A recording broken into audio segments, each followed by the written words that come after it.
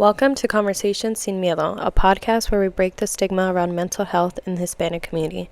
I'm Sonia, and this is a safe space for open, honest conversations.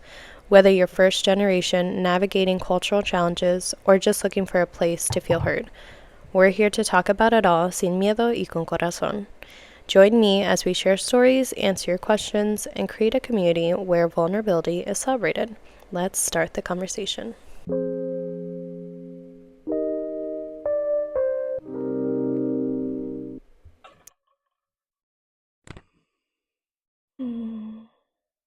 Hi. Okay, ready? Hi, welcome back to another episode of Conversations Sin Miedo. I feel like every episode I am apologizing because I haven't done an episode in, I don't even want to say, it's been a while and I missed you all, but it's been, I don't know, it's, a lot going on and there's a lot that I've been trying to schedule and like have guests on and things have just it hasn't been working out that great. The lawyers are working on it. My legal team has, the contract was signed, but it just fell apart. So that's okay. We are trying to get that figured out, which, it will if it's meant to be, it's meant to be. And so I wanted to have this episode today and kind of just talk about this with you guys and we'll see next time. I hope for that guest to come on and for us to talk a little bit more about that money topic. I know I've had some episodes I wanted to line up for May, but it just didn't work out. And there's a lot going on behind the scenes. So, yeah, sorry, not sorry. You know how it is. Shit happens and sometimes you just have to go with the flow. So we're going with the flow. I hope you are all doing really well. I think it's I I mean technically it's not summer, but once school's out for me, I think it's summer. So happy summer. It is what I don't even know what day it is. It's June though. June is very exciting. June is like yes, it's my birthday month, but it's also June is a very important month too because I was gonna pull this up too. Um, June is like men's mental health awareness month too, and I think that's something very important and something that I have talked about before, but I think I might do an episode this month and maybe have some other guests that are males and are wanting to talk about that and their mental health journey. So I don't know, we'll see how that goes cuz as you could tell, literally guests and stuff just I get it. We're all adults, we're busy, but sometimes it's just harder to do that. And y'all, it's kind of hard sometimes. So it's okay. We'll get through it. But today we have, I always say this, but I really like this topic and it's something that I relate to a lot. And I think a lot of us do. And it's not necessarily something that is like, when people think of hoarding, they think of like that crazy, what is it, TLC show where there's like newspapers and stuff from the 70s, things like that. But I think with first gen and like especially in Hispanic households, there's a different type of hoarding that it's seen as like, okay, it's not as bad, but it is bad. It's not good either. You know what I mean? They don't see it as that level of like, oh, it could be worse sort of thing. But it's something that is quite honestly, I mean, like I said, I know I dealt with it, but I have noticed a lot of people I know and people I care about that have dealt with it too. So, topic today is hoarding, scarcity, and survival. First gen family struggles that we don't talk about. And so, we're going to talk a little bit about some different points in this, but pretty much it's kind of like hoarding, clutter, and that kind of scarcity mindset. So it goes around like food and money and material things that show up in first generation homes and how they affect your mental health and how it ties it in, especially with food. And like my, what was it, a couple episodes ago when I had my cousin on here and we talked about, relationship with food and like um how, you finish your food or like it was used against you sort of thing. Like if you don't finish your food, you're ungrateful and all these things. Like we don't waste around here. Like that's the main thing, especially with hoarding and cluttering and stuff. So it kind of I feel like it comes from, a lot of first gen families and immigrant families too. It's not necessarily in the Hispanic community, but I've seen too a lot of families, they go through this and it's like they have to hold on to everything sort of mentality, and it's like it's it's not, how should I say this? It's not like being lazy sort of thing. Like, no, I need to keep these old, I don't know, decorations, or like, I don't know, I have like, I'm in my basement, so I have like all my Christmas stuff over there and I'm like, what if I need this? It's like this, it goes back to what if I need to use it for something, blah blah blah. So it just clutters and it builds up. But again, it's not out of laziness, it's sort of that kind of, again, that anxiety and that fear. It really comes out of fear of not having enough again, like in the past. And I think even most parents, not just Hispanic families, but most parents are like, when I was your age, I didn't have this, or back then we didn't have technology, or like these materialistic things like you have to be grateful for and you can't take advantage of. So that's something that, I don't know, it's sort of like a, again, it guilts you, like, oh, okay, maybe I have to keep this old disgusting thing that has I have not used it in years. But again, it's that fear that's built into you from these sort of little things. I forgot to put my phone on do not disturb. So yeah, it just really ties into that. And it's very like molded into you, I would say. So again, it goes into like even with food too, like, again, don't waste your food. Like when I would go to restaurants, like I would ask for, "Oh, can I get a box?" And they look at my plate and I'd have like 2 bites of food. But like you don't waste, like you don't throw away food especially. And at home it's like um you don't have a lot, or some families are like, "Oh, we could use this to make something." And that's actually like from, what was it? I was watching The Princess and the Frog the other day. And isn't it like gumbo? Like, isn't that like they were given scraps and they made something out of it? I think that's with like um most cultures, is that they use every part of an animal, and they make food out of it. Like they don't let it go to waste, because we didn't have a lot of, I guess, the luxury of throwing stuff away, So that's another big thing. But also with that, again, it ties into that sort of relationship with food. Like I can't waste it, and it's like this anxiety and fear of like, um if I waste it, it's not like I won't eat it and I'll be hungry soon, or just stuff like that, that really ties into that too. um Especially keeping like sort of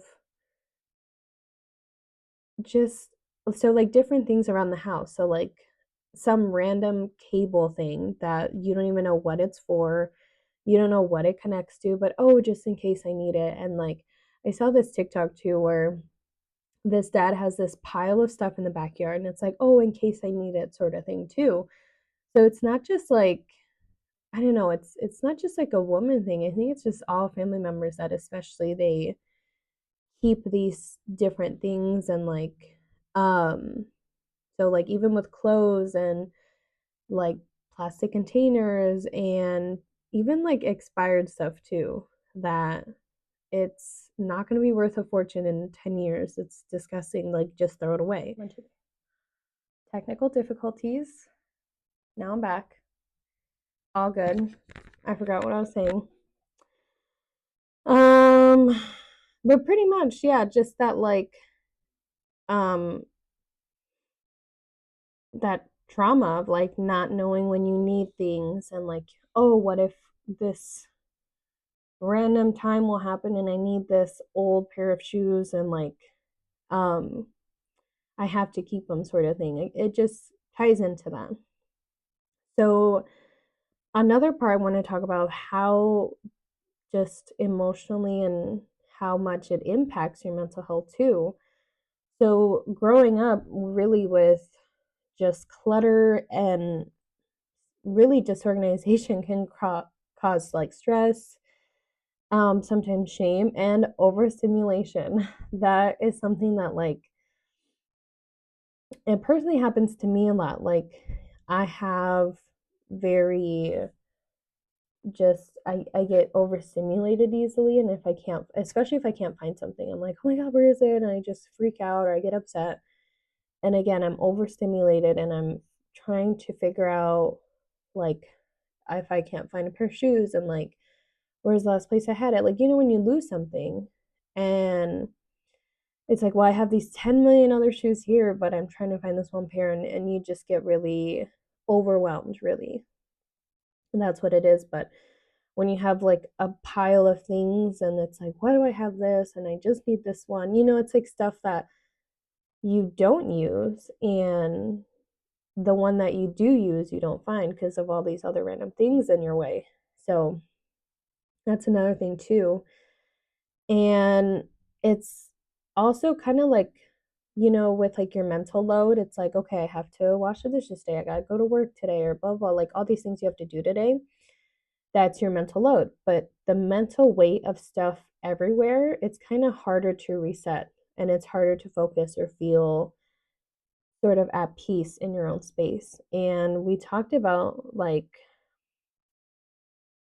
trying to like kind of reset. Like sometimes people do like Sunday resets or like how to start the week and then clean their house. And sometimes it's hard when you have an overconsumption. And that's another thing too, like overconsumption of things. I think on Netflix they have a documentary and they talk about how it's like very like you go to TJ Maxx and you go to Home Goods and there's so much things like, oh, this cute, like this cute candle or blah blah blah, and it's like it's this over consumption as well. That's another thing that I need this. I have to add to the collection. And they actually I saw this like conspiracy that Home Goods, when you go to Home Goods, it's like all these random things. It's just like, why do I need this bowl made out of like a fish and it's pink and blah blah, and it's like some people like the conspiracy is like some people buy something from Home Goods and they like peel off the sticker and like put it on some random thing in their house and then return it. And I don't know if they do it at other stores, but Home Goods, it's like home stuff, right? And it's like random things. And so you never know, like it doesn't say the name on it, like pink fish or whatever, So that's a whole other rabbit hole, but just that overconsumption as well and buying more than what you need to, and especially right now when we need the latest thing, but we don't want to get rid of the old thing. And again, it just brings up, it like piles up again. And it's just this cycle. So the anxiety of throwing away things, it's like feeling like you are wasting something, or maybe someone like, I don't know, maybe it was a gift from someone, or maybe you bought this and you're like, oh, I remember we were at this, I don't know, at the store and we got it together. Like we really, I don't know, I think there's a difference with like sentimental stuff and like hoarding. Like something sentimental, it's like um really you have to find like, okay, is this sentimental to me, or is this something that I like really cannot get rid of because I'm scared of it, sort of thing. Like things that are irreplaceable, like some things that like you can replace but you don't want to, it doesn't really count, sort of thing. And it's, I don't know, it's trying to figure out what that means to you. It could be different for everyone. Um, Again, I talked about separation anxiety and just having to like feeling emotionally attached to items and like things that are not, I don't want to say not real, but things like some random kitchen thing that you have this attachment to and it's not doing anything for you.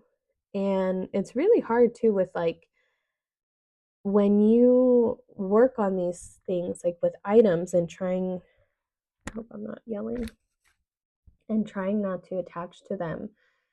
It's really practice when you attach to like people and attach to other things too in your life, and it's like, well, I don't want to get rid of this thing, or I don't want to not be in this person's life, or have this, I don't, I want this person in my life, sort of thing. And it's like, are they, is this like a sort of relationship, or is this thing or relationship benefiting you? Is this something that's helping you in your life? Or is it not? Is it weighing you down, sort of thing? Is it dragging you? And that's something too that it's really like only you can answer that. You have to really think about it deeply and really understand like, okay, this is something that isn't benefiting me, or it's hurting me, or it's not good for me, and trying to just like let it go and throw it away, or blah blah blah, get rid of it. um so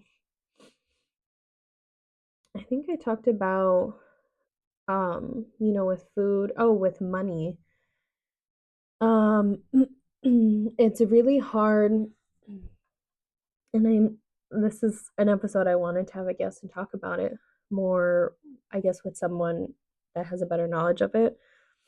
um because the fear of spending money as well, and I know a lot of people have lived with that or grew up with that mentality of like, you can't buy stuff for yourself, you have to buy stuff for others, you have to give your money away, your hard earned money, and it's selfish to buy stuff for yourself, or like it's not that's not what most of us in our generation grew up with, of like, we have to spend it, right? Like we grew up, some people still send money to family in other countries, or send or give money to relatives, or like especially relatives that are older, things like that. And yeah, you can, there's nothing wrong with helping people, but it's that sort of, again, guilt when you buy something for yourself, or like, again,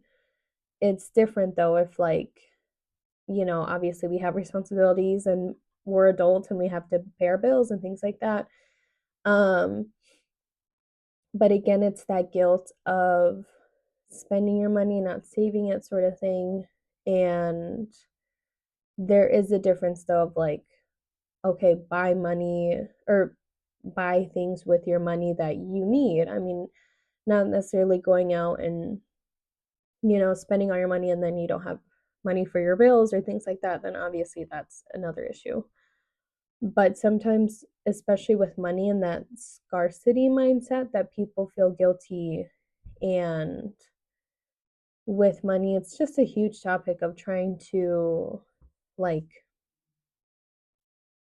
um save your money but also spend it in the right way, and like go to the movies or have fun. But especially with that guilt, it really eats at you, and it makes you scared, like, oh, I'm never gonna have this $20 again, or things like that, that it's, again, it's that anxiety with it too. um so with trying to break this cycle, there are a couple of things of like, if you have your own space, like even starting with your own room and like clothes and little things like that. And especially with like, I'm like thinking to myself, I think um in my bathroom I have like these random bottles that are empty but I haven't thrown away, like things like um that's like trash. Like things that, okay, it's something that, oh, I could use it because I'm like thinking in my head, oh, I could use this bottle to clean and like put stuff in. I'm like, no, I don't need it. It's like that mindset of trying to get out of it. And I I think it's kind of too late, or maybe not, but I always was like, okay, spring cleaning, like it's time to clean out your stuff from the winter. Um, throw away some things you don't need, stuff like that can really help. And just kind of starting kind of small, like I said, work in one room or go to another, go to your kitchen, like stuff you don't need. My husband always says, like, we haven't used it in a year, throw it away. And that's hard for me too, but I'm like, okay, I like baby steps. I have to do small little steps to help me. Um, you can, you know, like have that space for your family. It's like, yeah, they went through these hardships and this trauma, or like coming to a new country, having nothing. And yeah, you can hold space for that, but you can't let it hold you back and you can't let it consume you, sort of thing. Like it's not on you. It's not your fault, and it's not something that um you have to sort of carry with you with everything. And you could choose it differently, like you can, I don't know, if you have this raggedy couch and it's like, well, let's um put it somewhere, like somewhere else where it's not cluttering me and stuff. And working on trying to, I don't know, like having like moving that out of your space, or like seeing if someone else wants it, or like someone in your family.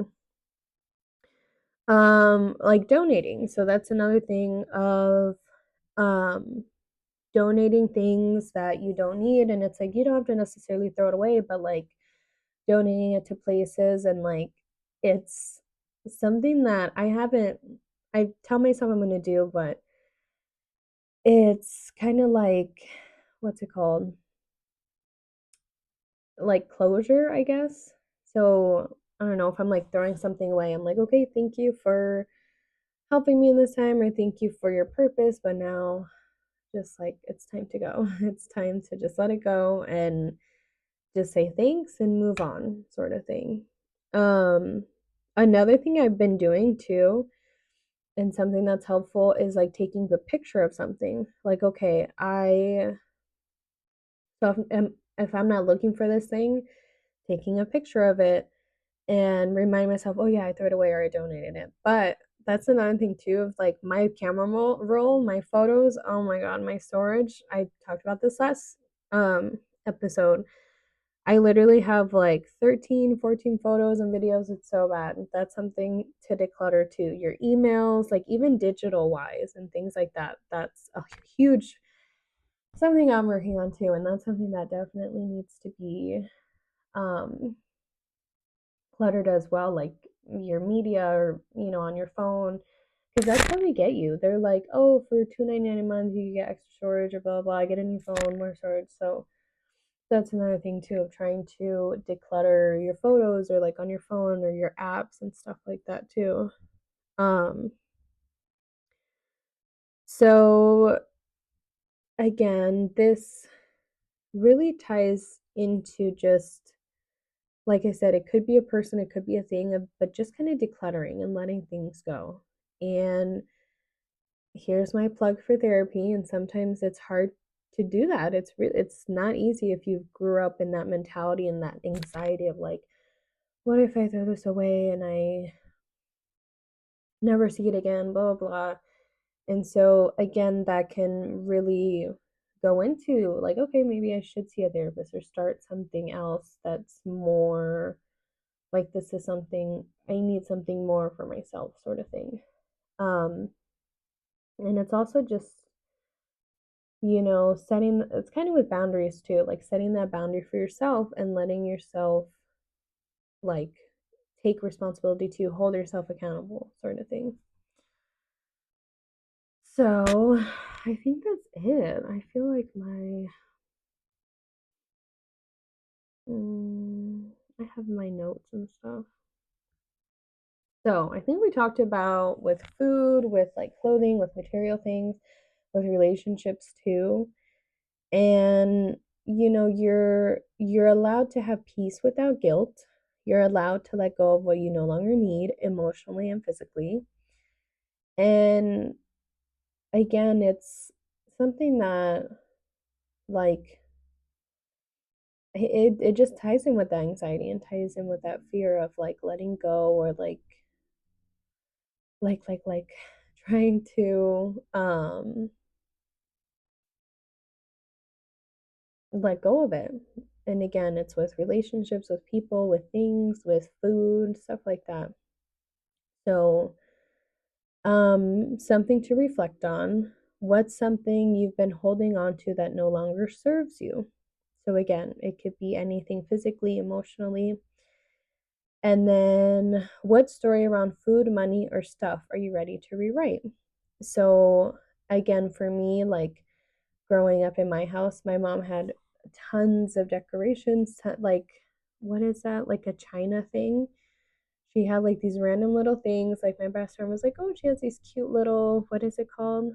Like for my trinkets, like things for my trinkets." And it was very just cluttered for me.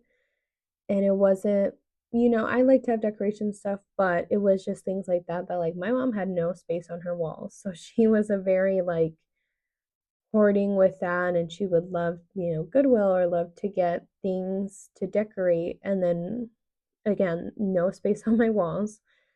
So that's something for me that I'm like, okay, I have space on my walls. I have some decorations. I found like a middle ground for me. And again, something for my husband because he just, if it was up to him, it would be plain everywhere, like a plain house, no decor, nothing.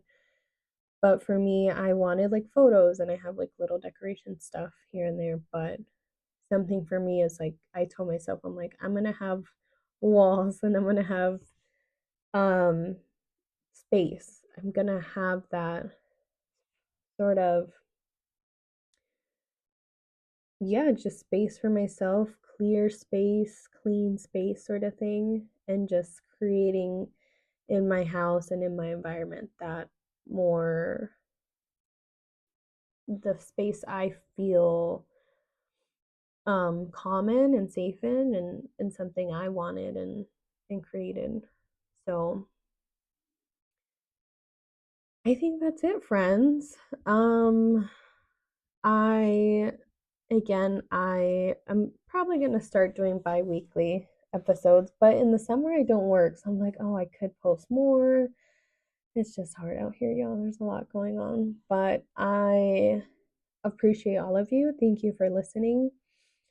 Remember to, share this episode and um really, yeah, just connect with yourself and ask yourself those reflection questions and um yeah, just take care and I'll see you later.